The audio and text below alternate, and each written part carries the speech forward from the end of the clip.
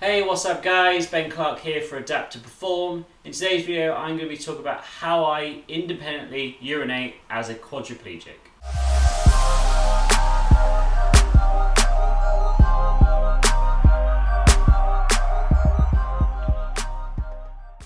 Okay guys, so this video is more of a showing you how I urinate. Now the reason behind this is because lots of you guys have been reaching out to me, asking me lots of different questions that's less related to the fitness side of it and more related to like more personal things that I do on a day-to-day basis.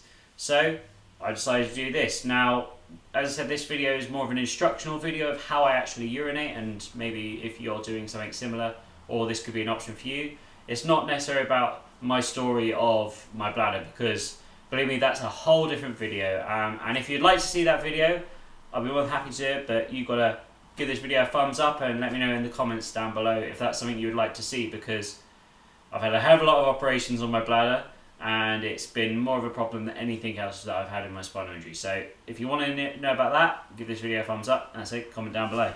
Now, with this, I recorded this video earlier today, and this is how I urinate basically. So with me, I don't do this urethally and I don't have a suprapubic catheter. I actually have a thing called a mitrophanol, which is a hole into the stomach, similar to a suprapubic catheter, but with that one, it's indwelling all the time, but with my version that I do it intermittently. So I come up to here and I shuffle forwards in the chair and I lay out flat. So the reason why I lay down more flat is because of the angle of the tube. If I put it in while I'm sat upright, it doesn't quite go in, so I have to lie down a bit flat. Now, the catheter I am using is a Coloplast SpeediCath.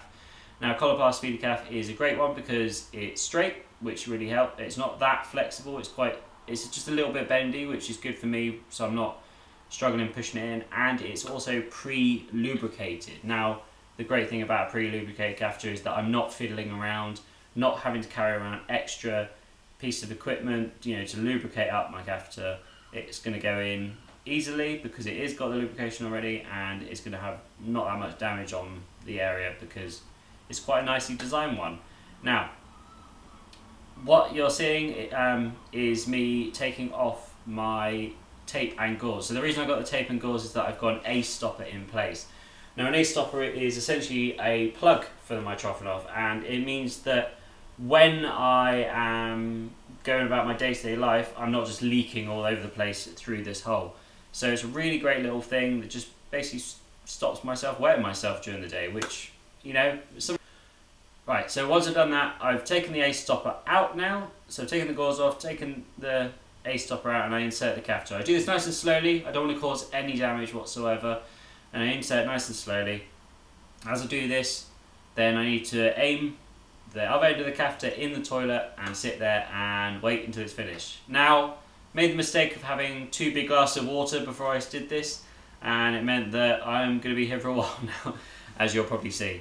But it gives me a good time to explain sort of the benefits for me of this. Now, the great thing about this is that I don't have the catheter in all the time like I did used to have to with a suprapubic catheter. And when it comes to things like intimate situations or having to explain why I've got a bag attached to me to people, it becomes sort of way more part of your life than you ever really want it to be. So having this is a lot better, especially, as I said, being intimate with my girlfriend.